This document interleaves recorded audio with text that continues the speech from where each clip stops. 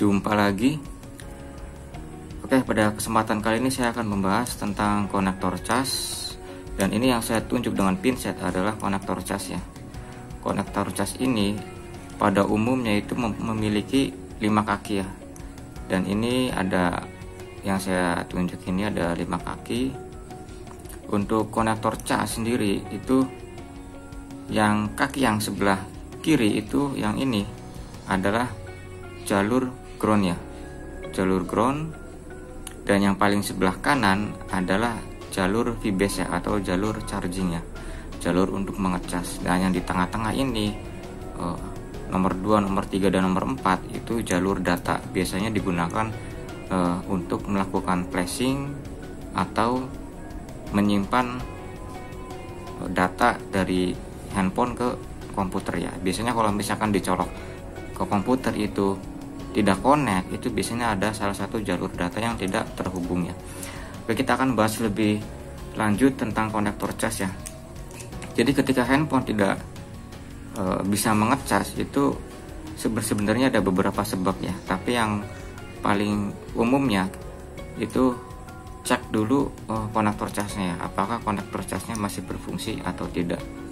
Untuk cara mengeceknya itu gunakan multi tester digital ya. Dan ini akan saya coba, ini hanya papan bawah ya, nanti ada HP, ini HP jadul ya, HP jadul. Saya akan lepas ya. Sebenarnya pada konektor cas ini itu ada beberapa tipe ya. Kalau di Samsung itu biasanya kakinya lebih banyak, itu kakinya lebih banyak, lebih dari 5 ya.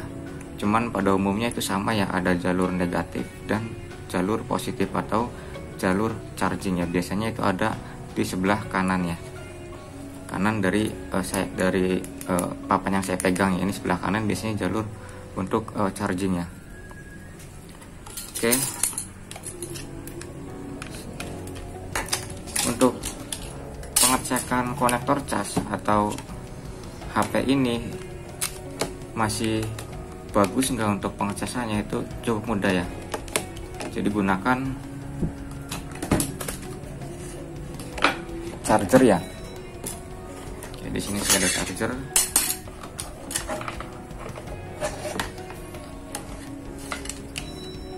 Jadi cas tanpa baterai ya, dicas tanpa baterai.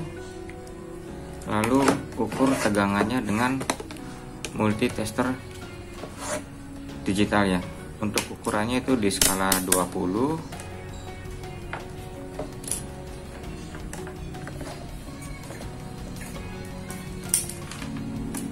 Oke, ini saya akan cek.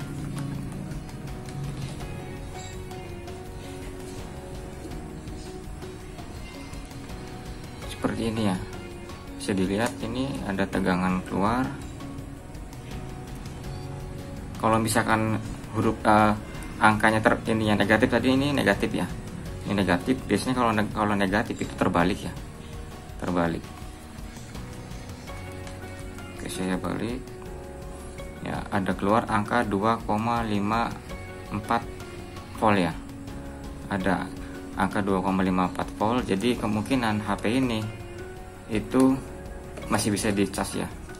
Jadi untuk tegangan pengecasan itu minimal harusnya sih 3 ya, 3 volt harusnya yang keluar dari konektor cas ini itu 3 volt ya. Jadi diukur harus keluarnya 3 volt. Ini hanya keluar 2,5 volt ya, tapi ini karena HP jadul itu biasanya masih bisa dicas ya. Jadi saya pasang baterainya ya, kita tunggu. Jadi pada dasarnya handphone itu harus syarat untuk bisa dicas itu harus konektor cas harus mengeluarkan tegangan 3 volt sampai 4,2 volt ya. Jadi harus mengeluarkan tegangan 3 sampai 4,2 volt. Dan ini sudah ngecas ya. Jadi kalau seandainya diukur tegangannya dari sini, dari konektor casnya itu tidak keluar tegangan sama sekali, itu fix ya. Permasalahan ada pada konektor cas ya.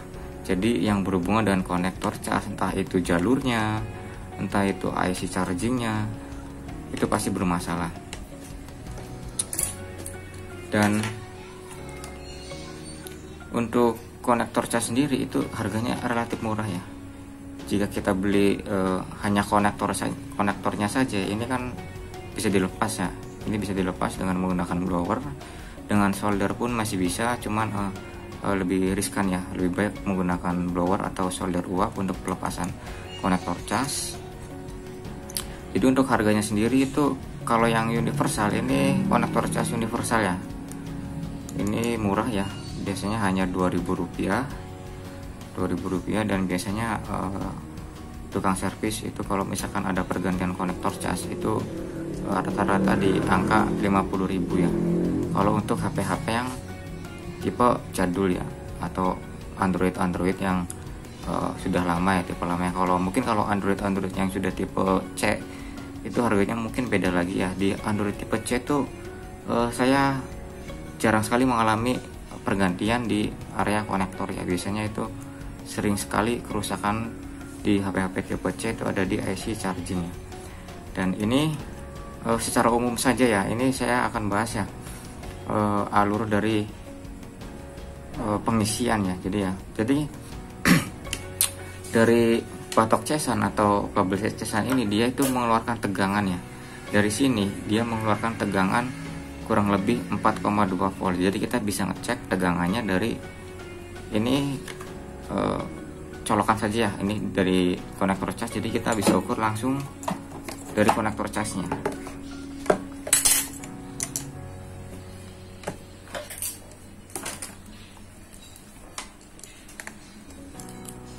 Yang negatif itu di atas paling ujung sebelah kanan,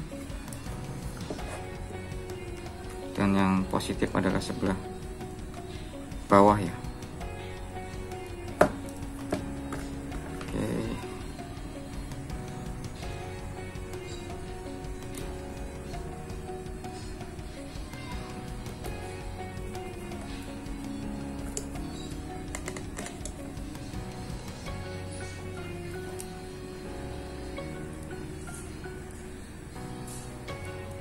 Nah, seperti ini.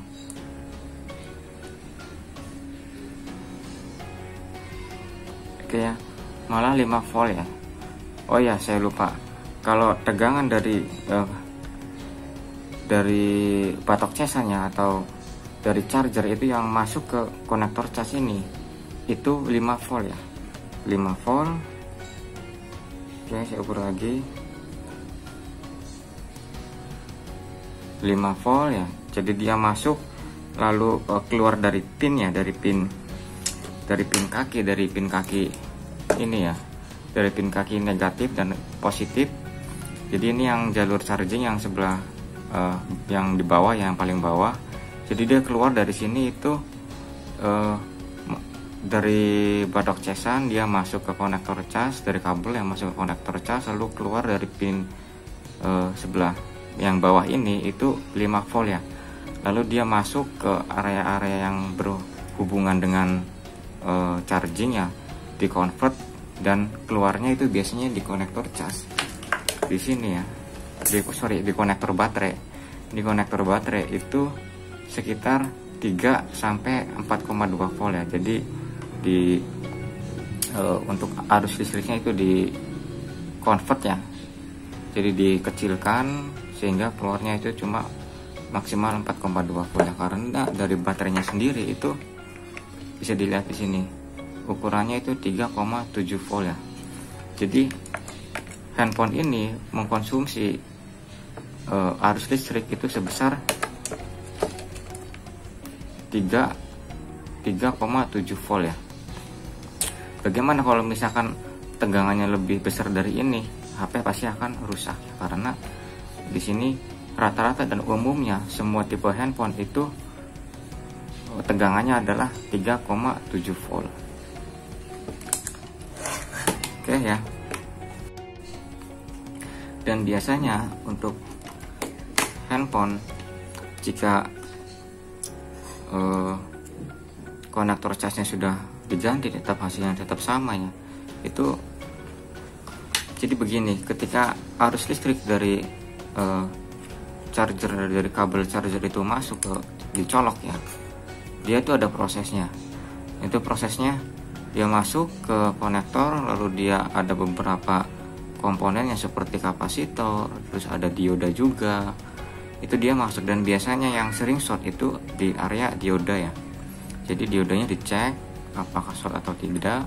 Kalau misalkan jalurnya itu aman, itu yang paling fatal itu dia akan ke arah IC charger ya. Dan ini HP rangkaian HP Samsung J2 Prime ya. Dan ini area IC charger ya.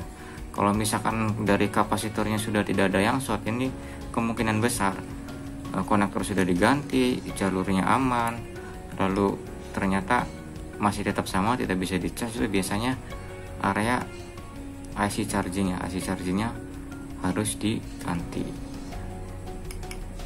Di sini ada area chargingnya.